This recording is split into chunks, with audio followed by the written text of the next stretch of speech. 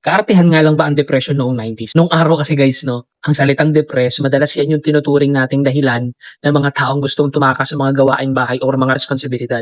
Pero sa likod po ng tawag na nag-iinarte ka lang, may mga emosyonal na sugat na pala tayong hindi nabibigyan ng pangalan at lunas nung bata pa tayo. Panoorin mong gandulo itong video ito. New day, new parenting topic na naman po tayo, mamis at daddies. Welcome po guys sa day 3 ng serye natin. Sa dami po ng comments nyo sa mga nakaraang video, may isang usapin na lagi nagpapasiklab ng debate. Ano yan? Yan po ay yung tinatawag nating mental health. Noong 90s po kasi guys, no, pag sinabi mong malungkot ka o pakiramdam mo depressed ka, ang isasagot sa'yo ng nanay mo, maghugas ka lang ng plato, mawawala yan. O kaya naman, kulang ka lang sa dasal, hindi ka na kasi nagsisimba.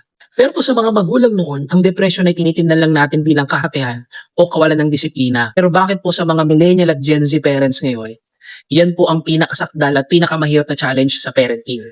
Yan po ang pag-uusapan natin ngayon. At yan po ang tinatawag na generational gap. Magsimula po tayo sa number 1. Ito po ang una guys, the old school mindset or survival mode. Noong 90s po kasi, ang priority ng mga magulang ay survival.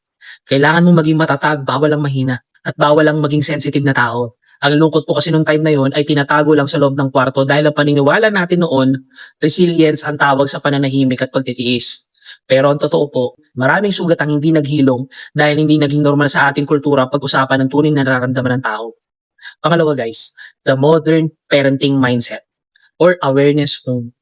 Ang mga parents po kasi ngayon, mas aware na ang depression ay hindi isang choice at hindi ito nagagamot ng simpleng utos lang. Alam natin ang pag-acknowledge sa feelings ng anak natin ay hindi pagpapalambot lang sa kanila, kundi pagpapatatag sa emotional na foundation nila.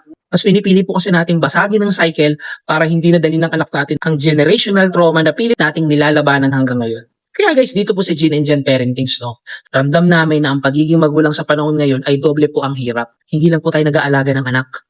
Pilit din nating inaayos ang sarili nating mental health para maging mabuti tayong magulang. Kaya naman po, ang bawat damit na binibili nyo sa Gene and Gen Kidswear, simbolo po yan ng pagkalinga. Dahil naniniwala po kami na ang batang komportable ang suot at nararamdaman ay isang batang lalaki na may kumpiyansa sa sarili at masayang disposisyon sa buhay. Kaya mami at daddy, hindi ka nag-iinarte kung pagod ka na. At hindi nag-iinarte ang anak mo kung nahihirapan siya. Pero alam nyo ba kung sino ang madalas na strict pa rin at hindi naniniwala sa ganyang usapin? Mga mahal natin sa buhay na kasama natin sa bahay. Bukas po guys, sa day 166 natin, pag-uusapan naman po natin ang isa pang Pinoy classic, the Lola Factor. Paano mo i-handle ang mga lola at tita na old school ang style at laging kumukontra sa modern parenting style mo? Huwag kang mawawala bukas. Kaya mami at daddy, naniniwala ka ba na mas sensitive ang mga bata ngayon? Mas aware lang talaga tayo sa mga mental health issues? Comment mo yan sa chat box sa baba.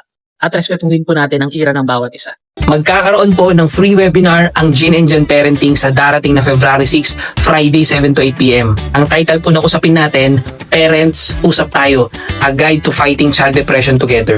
Himay-himayin po natin guys kung paano ba talaga labanan ng depression sa mga bata, ano-ano ang mga warning signs niyan, at paano tayo magiging sandigan ng mga anak natin. Makakasama po natin guys ang expert consultant natin, si Dr. Cathy Pagulayan, isa po siyang licensed psychometrician at isang educational psychologist. Paalala po, sobrang limitado lang ng slots. Maximum of 300 participants lang po ang pwedeng pumasok sa Zoom invite. Kaya kung gusto mo makasigurado ng slot, una, i-scan mo ang QR code na matatagpuan sa taas ng screen mo para sa free registration. Isisend po ng team namin ang Zoom link sa contact details na ilalagay nyo sa form. At para naman po sa mga magulang na nangangailangan ng agarang tulong o urgent mental health concern para sa anak nila, i-scan mo naman ang QR code na matatagpuan mo sa baba ng screen para dumiretso ka na po sa Child Mental Health Consultation Form.